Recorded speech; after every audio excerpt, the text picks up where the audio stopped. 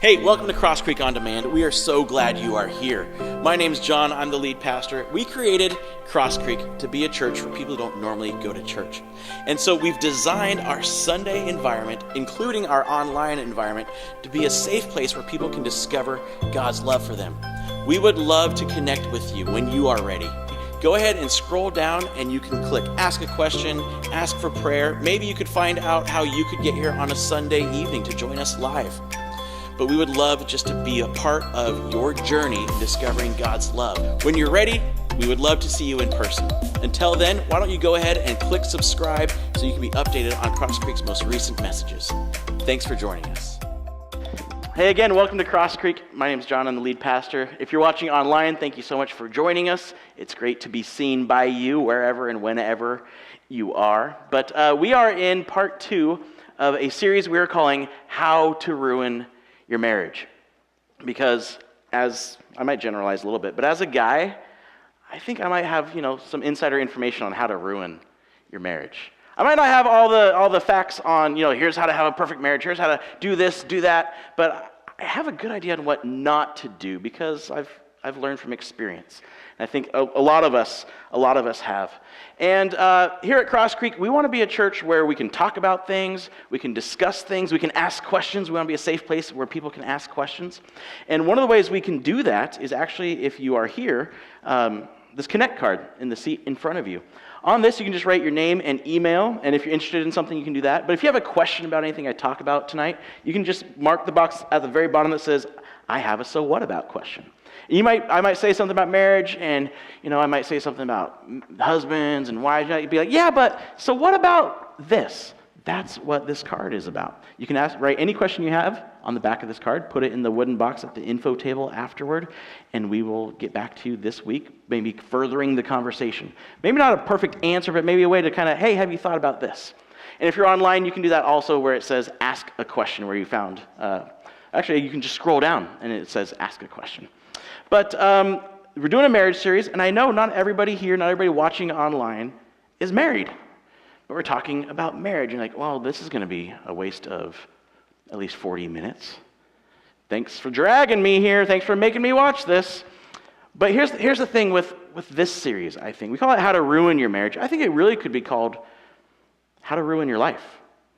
And because these principles that we're talking about, you can apply it really to any relationship. And I know oftentimes in churches, especially churches like this, people who are single are made to feel kind of like less than. Like it's churches for the married couples, and then you're single, so maybe you get your own little singles class and that type of thing. That's not what Jesus was all about. That's not what Christianity is about. That's not what Cross Creek's all about. So if you're single, you're not less than. In fact, according to the biblical writers, the Apostle Paul, even Jesus, you might even have a leg up on this whole Jesus thing by being single. And we can talk about that sometime if you want, but we really think that this will be for everyone. And so as we're talking about marriage, I think we need to lay some ground rules. Because when you get married, you usually have at least a conversation of this is kind of what I expect that time. We'll talk about that next week, actually. But we need to lay some ground rules when we're talking about marriage, especially if you are married and you're sitting with a spouse. And if you're a guy here with your wife, you're one brave dude. Thanks for being here. Thanks for staying in your seat. You're going to be safe because I got 2 rules. First rule for this series, no nudging. If I say something and you're like, man, that is exactly what I was talking to you about 2 hours ago, none of this. If I see this, I'm going to point you out and it'll be really embarrassing.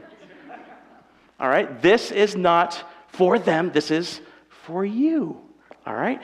Maybe with the no nudging thing also we could kind of put a addendum to that. That's the right word. I looked it up. But we could put an addendum to it and say, you know what? Maybe no talking about it in the car on the way home either. All right? If you both know that I'm talking about one of you, let that one of you bring it up when they're ready. Okay? Because we're trying to make healthy marriages, not angry marriages. Okay, so that's rule number 1, no nudging. Rule number 2 is no saying even to yourself, I wish so-and-so were here. Because it's so easy to hear a message, something that you could apply to life and be like, oh yeah, they're having this issue. I wish they could have heard this. I'm going to send it to them. They're not here. You are. What are you going to do? Before you think about sharing it with somebody else, I think Jesus told a story about this, had something to do with a plank and an eye. Before you think about somebody else for this, Think about you and how you can apply it to your marriage or your relationships or anything like that. And then maybe you could send it on with like a, hey, this meant a lot to me, here's what I got out of it. Maybe you could use it too, type of thing. We're not against you sharing our messages, but just know this is for you. So you might be nervous about marriage. Maybe some of you are a little annoyed that you're here because the Blazers are playing. I understand. I appreciate you being here. So to kind of ease us into this idea of talking about marriage, I want to have a little bit of fun. And so we're going to play a little game that I'm calling Know Ya Boo. Know Ya Boo. And so I've asked 3 couples to come up and play this game with us. So we've asked Eric and Lindsay Steinke to come up, so come on up. And Luke and Gillian Summers, come on up. I don't know if Gillian even knew she was coming. And then Michael and Donna Looper are also going to be a part of this. So we'll put the Summers here. You guys can be on the side. And I think the Looper should be front and center. You get the special one because, well, we bought these at a store where things only cost $1, and sometimes you get what you pay for. So you get the special pen. And I even have an extra one. If one of your pens breaks, you'll be okay. Luke, can I stand on this? Yeah. Sweet. Like a rocker. Yeah. You gotta do the stance. You only do one for the... No, don't. Anyway, so we're calling this Know Ya Boo. It's kind of like the newlywed game. So we'll ask a question. We'll ask a question of either the wives or the husbands, and then you kind of have to guess what your spouse would answer. And whichever couple gets it right gets to leave early. Yeah. Okay? And go watch the game. That's not fair. We always have to stay late. Well, it's because he has a name tag. Oh, I don't have mine anymore. Cool. So Know Ya Boo. Let's go with question number 1. This is for the ladies. Ladies, what is one word your boo would use to describe you? And then guys, you write your real answer and don't share answers. So ladies, what do you think is one word your boo would use to describe you?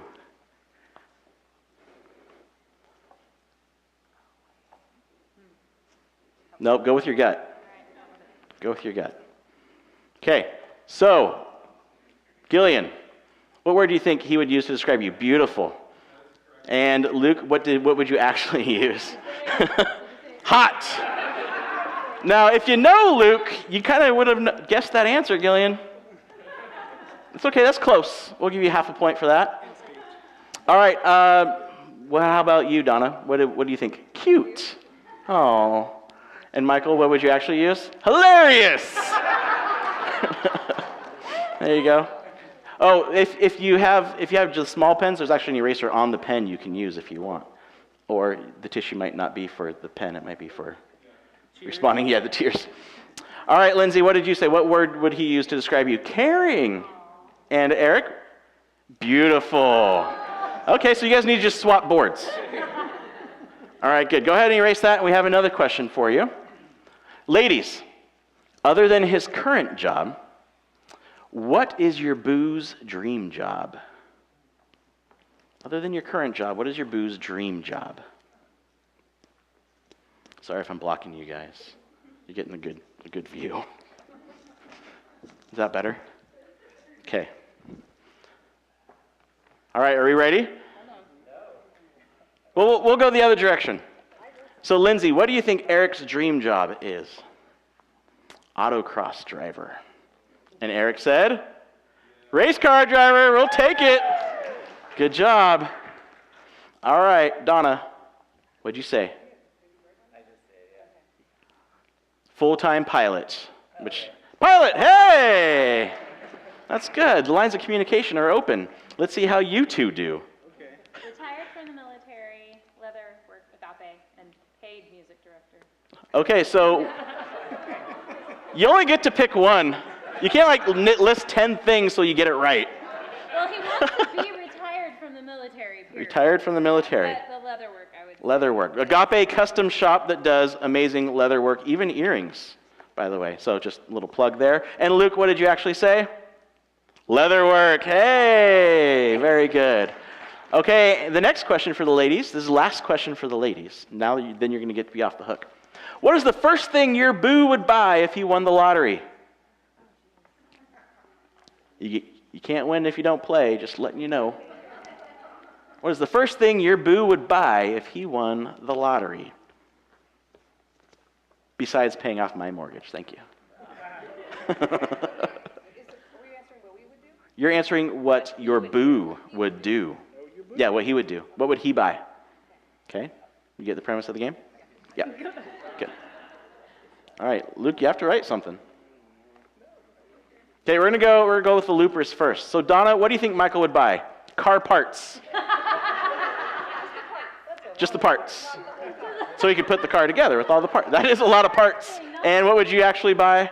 Our house. There you go, very practical. Look at that. Okay, let's go with the Summers. Gillian, what do you think Luke would buy?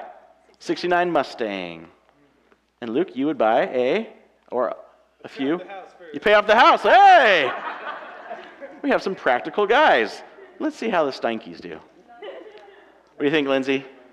All of his dream cars. Hey, you guys should get together with the car thing. Lots of cars, hey! Nice job. Well done, everyone. All right, so now this is for the guys. Guys, you have to listen carefully, okay? Which movie title would your wife, boo, oh, we forgot to take out. Anyway, what movie title would your boo use to describe your relationship? Which of these 4 movie titles, you get to, yeah, I make it easy on you. You're welcome. Which of these movie titles would your wife choose to describe your relationship? A, Beauty and the Beast. B, Fight Club. C, The Incredibles. Or D, It's a Wonderful Life. How would they describe your relationship? Beauty and the Beast, Fight Club, The Incredibles, or It's a Wonderful Life? There were a lot of movie titles I had to take out, just so everybody knows. Because this is church. What was the first one again? The first one is Beauty and the Beast, which you might want to think about. All right, let's go with the Summers. Luke, what have you written? How would Gillian describe your relationship? Incredibles. The Incredibles. And she wrote C, The Incredibles. Look at that. What an incredible answer. All right, Michael, what would you C as The Incredibles? And Donna? The Incredibles. Hey! We at least have 4 conceited people on stage. That's great. And let's see, Lindsay, C. Eric? Uh-oh. Hey, aw. But really, guys, he actually won that one, right? Oh, good. Very good. All right, guys, what is your boo's favorite thing about you? What is your boo's favorite thing about you? How deep are we going? Again, it's church. What is your boo's favorite thing about you? This was on social media this week. Well, then you should know it. You use lots of words.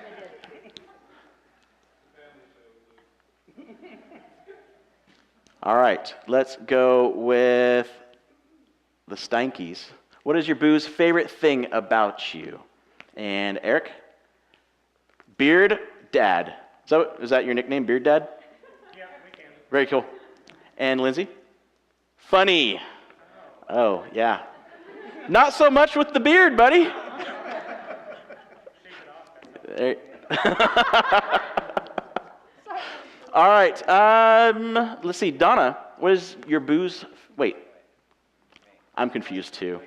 All right, Michael, what'd you write? I'm handy. That's good.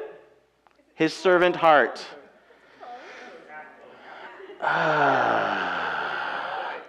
Half point. All right, Luke. Your boo's favorite thing about you? Loving.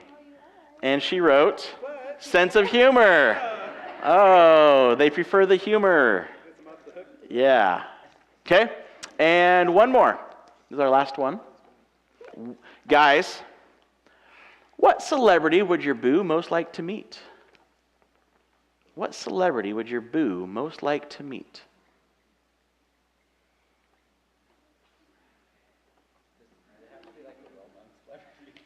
Well, that's kind of the definition of a celebrity, is that they're well known, right? Celebrity. Has at least 900,000 Instagram followers. Celebrity. I'm getting close. I'm just kidding. What's Instagram? All right. So let's let the ladies answer first so we can see if the guys got it correct, right? All right, Donna, what celebrity would you most like to meet? Sandra Bullock. And Michael, who did you actually say? James May. I don't know who that is. Do you guys know? That's cool. That's a fun inside joke that nobody gets. Cool. All right, Lindsay, what celebrity would you most like to meet? Chip and Jo Gaines. Good choice. Joanna Gaines. Hey, good job. And now, Gillian, what celebrity would you most like to meet? Adam Baldwin. Adam Baldwin. Is that a Baldwin brother? No, he's actually not. Oh, okay. Never. Okay, and so you got it wrong, and you wrote. I went old school. I went Harry Connick Jr. Oh, Harry, good. Yeah, good one. All right, so I think the Steinkeys won. So Eric, enjoy the game. And make sure you shave on the way home. Thanks, guys. Let's give them a hand. You can just leave those right on the chair.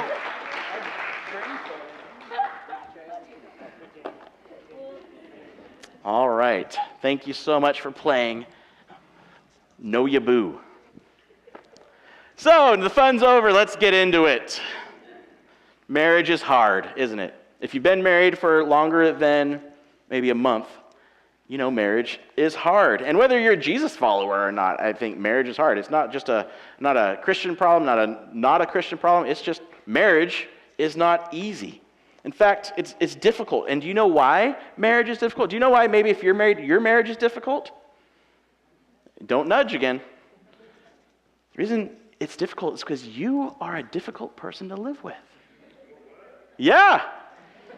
You're a difficult person to live with. The fact is, we all are difficult to live with because we want what we want. And when we don't get what we want, don't nudge. When we don't get what we want, there is conflict. We want what we want, and when we don't get what we want, there is conflict. Now, see, what we want might actually be, and probably is, a good thing. Right? We want, right? It's totally justifiable. We want help. Maybe we want help with the kids. I just want help putting these kids to bed. Maybe we just want help with the dishes or help with the house. Maybe we just, want respect or our spouse's time or maybe attention, right? These are things that we think they're justifiable wants. But when we don't get those things, think about this. When we don't get those things that you probably do deserve, how do we react? I know all of you, right? You calmly communicate your feelings with I statements. Oh, he didn't do the dishes like he said he would. Well, honey, I feel disrespected when you don't do what you said you would do. Oh, well, I feel that if you said you'd be there on time, you would be there on time. That's how we always answer, right? Very calmly, wait for the right time. Right? No! Usually it's anger or annoyance or agitation or frustration, right? We're not getting what we want, or we're afraid we won't get what we want. So, whether we recognize it or not, we often respond in a certain way to control the outcome in our favor. When we don't get what we want, we act in a certain way to control the outcome in our own favor. And you're like, okay, I don't do that. She does, but I kind of get what you're saying. So ask yourself this. Do I ever do any of these things? Maybe what you do is passive aggressive. This is my bread and butter right here, passive aggressive. Very good at it. So you don't get what you want. So what do? You manipulate. Sometimes it's crying. Which, if your husband's like me, crying, you win right away. Right? If Liz cries, I lose. Right? So crying, pouting, I'm good at that one. Moping, you don't get what you want, so you just kind of mope around the house. Right? I already taught it to my kids, they're good at it. Maybe it's guilt. Using phrases like, well, you never da-da-da-da-da, or I always have to. right? Manipulating with guilt. Or maybe you withdraw, put up a wall, you withhold any affection. You stop communicating to get what you want. You use the silent treatment, right? Passive-aggressive ways to control the outcome in your favor. I remember when Liz and I first got married, she was so, when Liz and that was kind of a joke. You're supposed to be worried that I was going to make fun of and I didn't. If you have to explain it, it's not funny, but I'm just going to keep milking this. There you go. Okay. See, I controlled, manipulated to get the outcome that I wanted. See how that works? Guilt. So I remember, I forget what we were upset about. I was probably wrong, and we had been married maybe a year or two, and we're arguing about something, and how do I react? Just calmly talking about it because, I love Jesus? No. I start doing the dishes and not looking at her and not talking to her. I hate doing the dishes. Why did I do that? I'm just doing the dishes because I'm trying to manipulate by putting guilt on her or by saying, oh, well, look how much I care. I'm doing the, see we do that, don't we? Or it's just me and I should be sitting where you are and you should be up here. Okay? Or maybe it's not passive aggressive. Maybe it's more overt. Maybe you're a little bit more, non-passive aggressive. Maybe it's bullying or nagging or belittling or threats and ultimatums, yelling, intimidation. Maybe sometimes it's even physical. And as this goes on over time, day in and day out, month in, month out, over the years, we get in the habit of trying to control our spouse, trying to control our relationship. We become controlling. We become controlling. And for some, this might be a tendency that maybe you picked up even before you met your spouse, right? Maybe this controlling tendency comes from your childhood. I don't have time to deal with that right now, okay? We're just talking about marriage. So if that is something that you have, let's talk about that another time. But today we're going to talk about marriage. So fighting for control is one of the best ways to ruin your marriage. Fighting for control is one of the best ways to ruin a marriage. So step 2 on how to ruin your marriage, control it. How to ruin your marriage? Control it. Have you ever been in a car, maybe you're on gravel going too fast or ice or whatever, and it starts fishtailing? And then you try to steer and overcorrect, you try to control the problem. What happens? It gets even worse, right? You spin out. Now, imagine you are in a car that's fishtailing, and there's 2 steering wheels that both control. That's what it's like to try to control your marriage. If you want to ruin your marriage, control it. In fact, control issues are at the heart of many, even most, failed or failing marriages because control weakens trust. It shuts down all communication. If you're trying to control, you can't have an actual open communication because, honestly, control is a clear sign that we place more value on our wants, even our needs, over our spouse, over the other person, over our relationship. So why do we do it? We know that's not the key to a healthy relationship, is trying to control it and get them to do what you want them to do by manipulating, right? Why do we do it? I think it's because of pride and fear, or insecurity. Fear, insecurity, kind of same thing. Because pride and fear give birth to control. You get pride and fear together in a room, in your heart, in your mind, and what's going to come out of that is control. And they're so intertangled that it's really impossible to separate them. But when we're talking about pride, we think about, I deserve this. I deserve respect. I deserve attention. I want this. Our wants are more important than anything else in the world, including our spouse and our relationships. Well, I deserve this. I want this. And so we think we know best how to get that. We think we know what will make our life the best. And so we need to be in control. We know how the best life should be. And in fact, we usually know what's best for the other person, and so they should just do what we're telling them to do. I'm not controlling, I just know what's right. I'm not controlling, I'm just wiser.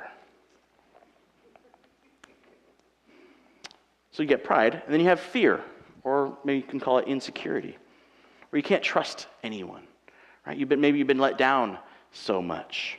I may lose everything I want, so I need to control the situation. I need to control it so I don't get hurt. And if you let these two things, pride and fear, win, you will always be grasping for control. And you will ruin every relationship you touch, whether it's a married relationship or even a friendship or even your kids or your parents or whatever. And here's the thing. We all have a tendency to control. It's in all of us. We all have that tendency to control. But there's good news. See, welcome to CrossFit. We bring you down, and then we kind of bring you back up. But not enough so that you still want to come back next week. But here, there is good news. See, Jesus had this one command. That's kind of the thing. He came and brought a whole new way of looking at God, a whole new way of interacting with God, and it really boiled down to one command. Love your neighbor as yourself. Love your neighbor as yourself. And even if you don't buy this whole Jesus thing, that's okay. We're glad you're here. That's why we created this church. It's for people who are kind of just figuring things out.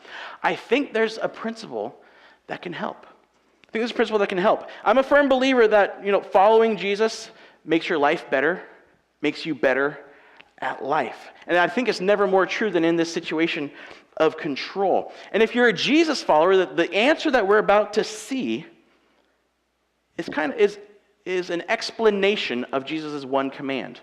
So basically in the New Testament, whenever you hear one of the apostles say, you need to do this, like a rule or a command, all they're doing is explaining in real life language how to carry out Jesus' one command of love your neighbor as yourself. So what we're going to see is a practical way to carry out that command, especially in our relationships. Now, if you're not a Jesus follower, you are not required to follow this in any way. There is no law, no command in the Bible that applies to you. You're still welcome to try it out. I think, honestly, like I said, following Jesus makes your life better, makes you better at life. But you're safe. You're off the hook. You just get to say, oh, would this work? Maybe. So, here's what we're going to find, though. A great marriage is out of your control. It's kind of our bottom line for tonight. A great marriage is out of your control. And really, any great relationship is out of your control. And what we're going to look at is a passage in a letter that we call 1 Peter. Peter was one of Jesus' disciples. He was kind of like the lead disciple. And what we're going to see is Peter knew about control. In fact, if you look back on Peter's early life in the Bible, the eyewitness accounts of Jesus' life where they talk about Peter and what he did, Peter was one of the biggest control freaks in the Bible. He's always answering first for the disciples. He's always taking control of the conversation. When Jesus was arrested, he thought it was his time to start a revolution single-handedly against Rome, cuts off a guy's ear. In fact, Peter was such a control freak that he tried to boss Jesus around. Where Jesus is like, Peter, this is where maybe you've heard, get behind me, Satan. That's where Peter was trying to control Jesus. And Jesus is like, nice try, buddy. Right? So Peter knew a little bit about trying to control things. But when he saw Jesus after his resurrection, he really began to change. And by the time he's an old man and he writes this letter called 1 Peter, probably around 60 to 64 AD, he really understood the key to enjoying relationships. He really understood the key to enjoying relationships and actually getting control of his control issues. And so let's see what he writes about control and relationships and that type of thing. It's actually 1 Peter chapter 5. If you have a Bible, you can turn to 1 Peter chapter 5. If you don't, we're going to have everything on the screen, so you're good to go. But here's what Peter says. All of you, clothe yourselves with humility toward one another, because God opposes the proud, but shows favor to the humble. It says, clothe yourselves with humility. And this might be basic, but let's make sure we're all on the same page. Pride is the opposite of humility. Pride is the opposite of humility. So humility, knowing who you are, knowing who you truly are, having a real estimation of you, that you are not of more value than anyone else, nor are you of less value than anyone else. You have nothing to prove, and you don't deserve more than anyone else. You are just you. and that's enough. That's humility. It says, all of you clothe yourselves with humility. That means to, like, when you get dressed in the morning, you intentionally cover yourself with clothes, hopefully, if you're following the law, right? Intentionally cover yourself with humility. Continually. It's an ongoing thing. Daily cover yourself, like getting dressed. You purposely choose what to put on. Every day you purposely choose to put on this attitude of humility. A humble person doesn't just happen like, oh, I was born, I'm a humble person, isn't life great, No, it is a daily choice. Humble people choose to daily be humble, to put themselves behind others, put other people above themselves. Every day remind yourself and intentionally adopt the attitude that you are not the only one who matters. So clothe yourselves with humility toward one another. And I think you're like, okay, well, yeah, obviously, who else are you going to be humble to? I think this is important. See, the focus is one another. Pride turns other people into either obstacles or tools. So if you're just trying to be humble for your own humble sake, what are you going to become? You're just going to become prideful. Wow, look at me, I'm so humble, right? It's kind of like an oxymoron. But if your focus is on the other, you stop seeing people as either tools to get what you want or obstacles in the way of you getting what you want. Right? Think of your last argument with your spouse or a friend. You were either seeing them as a tool that would not work the right way to get you what you want, or they were in the way of you actually getting what you wanted. A tool or an obstacle. Pride births control because you're seeing other people as less than you, as either an obstacle that needs to be removed or a tool that needs to be used. And so you control them to either get their wants out of your way or to make them give you what you want. And Peter says that's not really going to work out for you. If that's your daily interaction with people, that's not going to work out. Why? Because God, well, we had it earlier, but God opposes the proud. God opposes the proud. Think about this. You're like, wow, God opposes people. I thought he was for us. Nice job, John.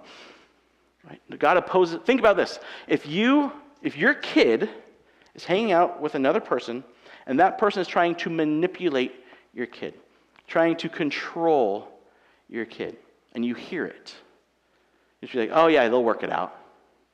No, you are going to step in and be like, you don't treat my kid that way. I am now in opposition to you. I oppose this. I am going to stop it. I'm going to be like, you know what? You're not that great either. And hopefully their parent doesn't hear that. It doesn't turn into this weird thing. But think about it. You're going to step in, right? You're going to oppose that person trying to control your kid. God opposes the proud. Now, how about this? What if your kid or your kids are being giving to others? Putting their siblings or their friends first, putting their needs above their own. How would you react to your kid? Wow. I don't know where you learned that. It's not from your mother, but good job. I can't believe that you are so giving. I am just so proud of you. What do you want for dinner? Right? So if somebody's trying to control your kid, you're going to oppose them. But if your kid's being giving, you're going to be like, oh my gosh, that's awesome. What do you need? What do you want? God's kind of the same way. Only so much better and perfectly fair and totally understands the situation. So God opposes the proud, but he's with the humble. Okay, so John, what you're telling me, talking about this control thing, what you're telling me is the solution to not letting your pride turn into control is letting other people walk all over you. Right? Because we're going to be humble, so we're just going to let people walk all over us and we'll just be a doormat and great, that's wonderful. Let them control. So instead of you controlling them, you let them control you. Not one bit. Not at all. Peter goes on, verse 6. Humble yourselves, therefore, under God's mighty hand, that he may lift you up in due time. You're not humbling yourself to the other person. You're not giving up control in order to be controlled by them. That's not what we're talking. That's not what Peter's talking about. You're giving up control to God. You're humbling yourself with God because you don't and you can't control your life. You know that. You don't and you can't control your life, and you don't and you can't control others. They're free human beings. So what do? You give up trying to control, and you realize that your life, everything you are, everything about you, everything you have is under God's mighty hand. He has all control because he is all powerful. He is all knowing, and he is all loving. And so the first step in giving up control is realizing you were never in control in the first place.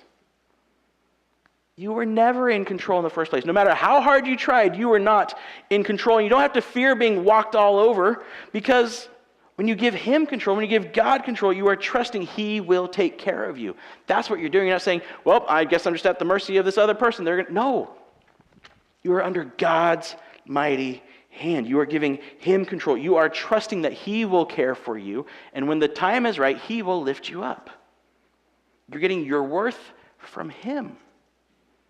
Yeah, but what if that doesn't work out? I mean, what if what God wants isn't what I want? Well, we should probably talk about that. But think, if you take that further, right, the idea kind of is, if I'm not in control, then I'm out of control. And that's terrifying. I have no control. Anything I do won't make a difference. I'm totally out of control. See, that's the fear. That's fear coming that wants to marry your pride and make little control babies. So when fear and pride get together, you get control, right?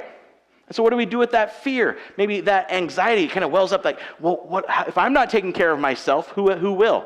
Right? If I trust God, maybe he will, maybe I don't know. Well, what do we do with that fear? Peter goes on. Cast all your anxiety on him. Throw all your anxiety, all your fears on God. Because here's the thing. Trust eliminates the compulsion to control. Trust eliminates that compulsion to control. If you're trusting God, you don't need to control it. Because you know he is all powerful. He is all knowing. You trust that he is all loving. Whatever he chooses for you is actually what's best for you. And it says cast, like throw as far as you can. Think of a little kid using all his might and trying to throw that rock as far as he can. Right? Cast it always. Like when I was working on this, I went home, had dinner with my family, and we're having steak or some kind of meat or something. And our 4-year-old Benji is eating next to me. And you know, little kids and meat don't really work well together sometimes because they just can't chew through it. And well, he gets this piece of gristle, and you know what he does? He's so polite. Takes it out and throws it on my plate. He cast the gristle on my plate, and I took care of it. He didn't have to worry about it anymore. He threw that nasty, junky gristle on my plate. He cast it away, and I carried it off and took care of it. That's the same picture that Peter's talking about. All your anxiety, all that nasty stuff that you just can't seem to chew up and swallow, cast it on God's plate. He knows where to put it. He's got a great garbage disposal. Right? He can control it. He can take care of it.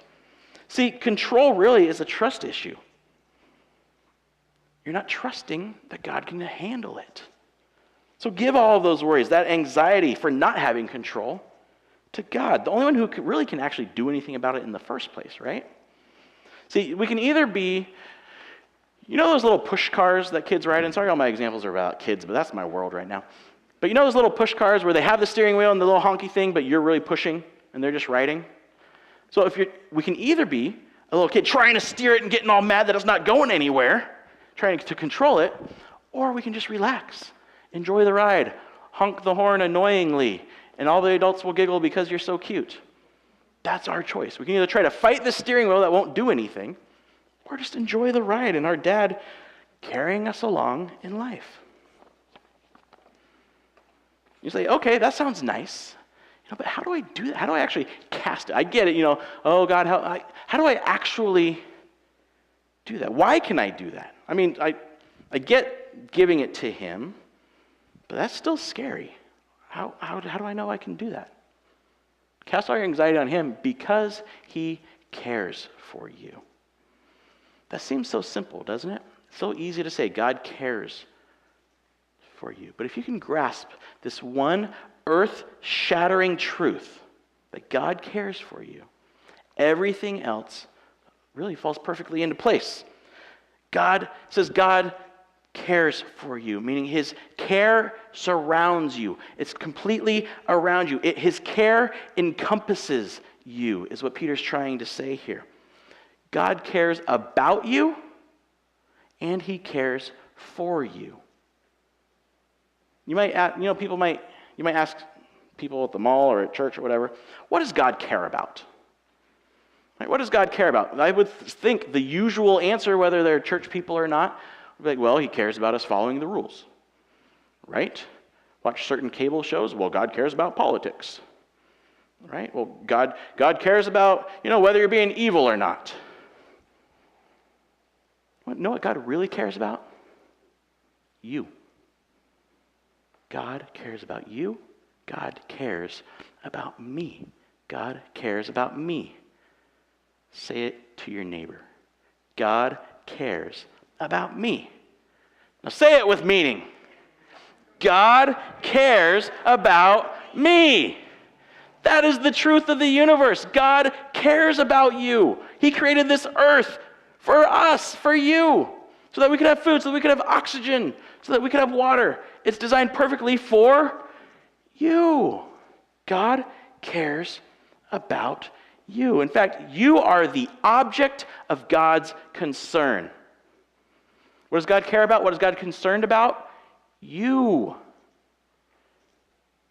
You are the object of God's concern. God cares about you. God cares for you. That's why he died for you. Like we love to say, if somebody will die for you, they're for you. God cares about you. He wants to have an eternal, perfect relationship with you, where you understand why you were made, who you are, that you can trust him, that you are loved by him. God cares about you. He wants a perfect relationship with you. He wants you to live the best life you can live, not getting in your own way, not hurting others, not hurting his kids. The problem is we've all done that, right? We've all, and the Bible likes to call it sin, right? We've all sinned. We've all hurt other people. We've all broken the law of love, of loving God and loving others. And that's a problem, because God, as a good parent, doesn't like it when other people hurt his kids. He has to do something about that evil. He has to, if he's a good God who has all power, at some point he's got to destroy evil, right? Or he's not a good God who's all powerful. Well, he's going to destroy evil. Who's he going to destroy? Me and you. Because we make those choices that hurt other people. We make evil in the world. So he had a problem. He wants to be with us. He loves us. He is for us. But he has to destroy evil, and we're the ones who make the evil. So what does he do? He is so for us that he came to solve the problem. He sent Jesus, who was 100% human, 100% God, to come take that punishment for us, to destroy evil for us, to die in our place, and then conquer death and evil by rising again. That's how much he cares about you, that he went through all that for you. The pinnacle of human history is the story of how much God is for you, how much concern he has for you, his own death and resurrection. And he cares about you so much that he didn't make a whole bunch of rules that you have to follow in order to enjoy that relationship, in order to be with him. He cares about you so much that he knew we could never earn it, we don't deserve it. We simply just have to say, thank you. Thank you. I choose to trust you to take care of my evil. I choose to trust that you care for me so much that you died and rose again for me. That's how much he cares for you. And all that's left to do is say thank you. Thank you. So how do we cast our anxiety and clothe ourselves with humility? I mean, that sounds so big, right? How do we end this cycle of fighting for control? How do we just say thank you and rest in God? Well, remember, the need to control is the result of pride and fear, right? So humility and trust actually are the result of gratitude. Gratitude is where you learn humility and trust. The Apostle Paul talks about it in Philippians here. He says, do not be anxious, there's our word again. Do not be anxious about anything. But what about the car? No, the car's fine. What about the house? No, it'll be fine. What about my kids? I mean, do you see who they're hanging out with? Cast all your anxiety, or don't be anxious. All your anxiety. Don't be anxious about anything. See how they both have all and anything? It's so encompassing. So encompassing that I got mixed up. Do not be anxious about anything, but in every situation, by prayer and petition, with what? With worry, with, oh my gosh, what's going to happen?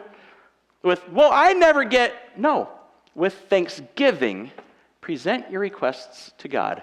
And the peace of God, which transcends all understanding, will guard, like a soldier with a strong sword, will guard your hearts and your minds in Christ Jesus. With thanksgiving. Humility and trust are the result of gratitude. So how do we cast our anxiety? How do we trust him? By saying thank you. Be thankful for what God has given you. Look back at all the ways he has been for you in your life. Because honestly, it's hard to be prideful and anxious when you're grateful. It's hard to be prideful when you're grateful because you realize it's not anything you did. You say thank you. It's hard to be anxious when you're grateful because you realize, oh, thank you for that. Thank you for, oh, you do take care of me. You do care about me. You realize everything you have and are not because of you and what you've done, what you've made happen. Everything you have, everything you are is from God, who cares for you with his mighty hand. And as you look back, you'll see, you'll actually have proof that you can trust him and that you don't control your life and you don't control your spouse, and thank God that you don't, because it's under his mighty hand. So you have homework this week, if you choose to accept it. I'll know. But here's your homework. It's super hard. Here's a challenge. Thank God for 3 things every day this week. Every day this week, when you wake up, when you go to bed, whenever you want to do it, with your spouse, with your kids, thank God for 3 things every day. And you know what? I'll give you one that you can use every single day. Thank him for your spouse. Because when they're driving you crazy, they're making you a better person because you get to practice trust. You get to cast your anxiety. So thank him for your spouse. So think about it. When has your desire to control ever really improved anything in your life, in your relationships? When has trying to control things actually helped? It hasn't. So give up that illusion of control and simply enjoy trusting. I mean, think about it. What would that be like? What would it be like to know your marriage, your family, your life is totally under control because you gave up control? What if you and your spouse stopped seeing each other as obstacles in the way of what you want? What if you stopped trying to win? What if you stopped being afraid of losing? Because you knew completely that God cares for you and he has it covered. What would that be like? Would that be freeing? Would that give you a sense of peace, of freedom? Would that bring more love and joy into your marriage, maybe? Would that bring more love and joy into your home, into your life, if you gave up trying to control things around you? I mean, think about, what if your parents had done that? What if your parents had given up trying maybe to control you? What if your kids could grow up in that kind of home where they knew you're not trying to control them because you trust that God loves them more than you ever could, because you've given him control. They see you trusting him. A home where nobody is controlled and everyone is loved for exactly who they are. I know that sounds like, oh yeah, we could never. It's possible. It actually is possible, because when you give up the illusion of control, you're free to love.